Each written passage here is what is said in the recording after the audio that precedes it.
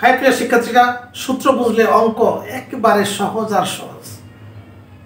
আগে মান নির্ণয়ের অঙ্কের জন্য সূত্র খুবই জরুরি। a = 4, b = 6 এবং c = 3 হলে 4a² b² - 16 a b² c plus 16 b² c² এর মান কত? তাহলে আমরা অঙ্কে চলে যাই। দেওয়া আছে কি 4a² b² - 16 a b² c plus 16 b² c²। তাহলে এখানে আমরা যদি 2ab এটা a বানাই এবং এটারে যদি 4bc যদি b বানাই, তাহলে 4 4 16 হয়ে গেল b² c²। এটা 2 2 4 a² b²। তাহলে এটা যদি a বানাই, এটা যদি b বানাই, একটা সূত্র ফেলে দিতে পারি।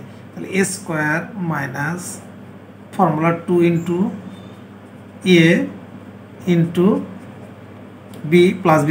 এখানে 2 2 4 4 4 16 a b² c a b² c মিলে গেছে। তাহলে এটার সূত্র হলে আমরা কি 2ab এটা যদি আমরা a ধরি আর 4bc যদি b ধরি, তাহলে a minus b whole square.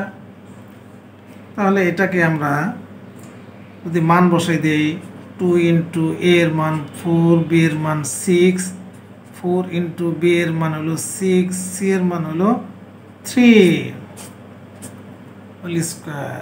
মান বসিয়ে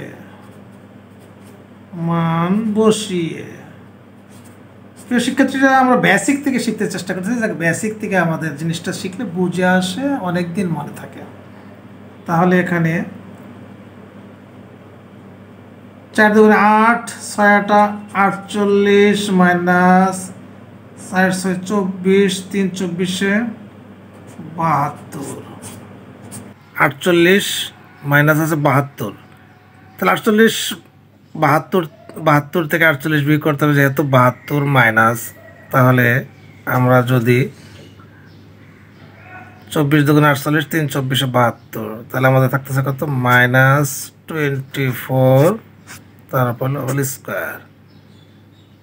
এখানে তাহলে আমরা যদি 24 দিয়ে গুণ করি, কত আসে দেখি আমাদের। 24 দিয়ে গুণ করলে 4 24 96 6 হাতে হলো 9, 24 2 48, 48 আর 9 57, 57 অ্যান্সার।